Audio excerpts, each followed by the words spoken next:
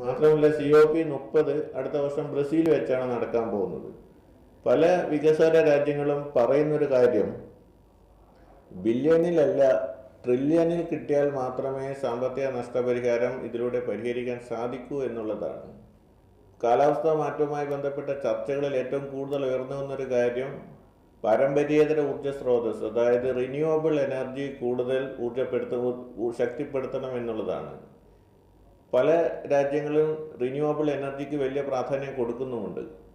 UK, Brazil, UAE തുടങ്ങിയ രാജ്യങ്ങൾ 2035 ഈ രംഗത്ത് കൂടുതൽ പ്രാധാന്യം നൽകാനും കാർബണിൻ്റെ അളവ് കുറയ്ക്കാനുമുള്ള മാനദണ്ഡങ്ങൾക്ക് കൂടുതൽ പ്രാധാന്യം നൽകുമെന്ന് പറഞ്ഞിട്ടുണ്ട്. ഇന്ത്യ ഇതിനു മുമ്പ് തന്നെ പറഞ്ഞ പ്രധാനപ്പെട്ട കമ്മിറ്റ്മെൻറ്റ് 2070 നെറ്റ് സീറോയിൽ എത്തിക്കുമെന്നാണ്. പലപ്പോഴും കാർബൺ എമിഷൻ്റെ കാര്യം വരുമ്പോൾ വികസിത രാജ്യങ്ങൾ കുറ്റപ്പെടുത്തുന്നത് ഏഷ്യൻ രാജ്യങ്ങളെയാണ്. കൃഷിയെയാണ് ഏറ്റവും കൂടുതലായിട്ട് കുറ്റപ്പെടുത്തുന്നത്. കാർഷിക മേഖലയിൽ നിന്നാണ് കൂടുതൽ കാർബൺ എമിഷൻ വരുന്നത് എന്നുള്ളതാണ്. കൃഷി എന്ന് പറയുമ്പോൾ നെൽകൃഷിയും അതുപോലെ തന്നെ ഗോതമ്പ് കൃഷിയും കന്നുകാലി വളർത്തലുമാണ് ഏറ്റവും കൂടുതൽ കാർബൺ എമിഷൻ ഇടവരുത്തുന്നത് എന്നുള്ളതാണ് അവർ പറയുന്നത്.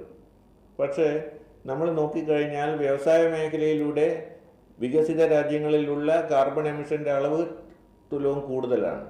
ഇന്ത്യ അടക്കമുള്ള രാജ്യങ്ങളിലെ കാർഷിക മേഖല എന്ന് പറയുന്നത് സ്മോൾ ഹോൾഡർ സിസ്റ്റമാണ്, ചെറുകിട രീതിയാണ്. ഈ സ്മോൾ ഹോൾഡർ സിസ്റ്റത്തിൽ നിന്നുള്ള കാർബൺ എമിഷൻ മറ്റ് രാജ്യങ്ങളെ അപേക്ഷിച്ച് വളരെ കുറവാണ്. ഇതിനപ്പുറം നിരവധി രാജ്യങ്ങൾ കാർബൺ എമിഷൻ കുറയ്ക്കാനുള്ള ഗവേഷണ പ്രവർത്തനങ്ങൾക്ക് കൂടുതൽ പ്രാധാന്യം നൽകിയിട്ടുണ്ട്.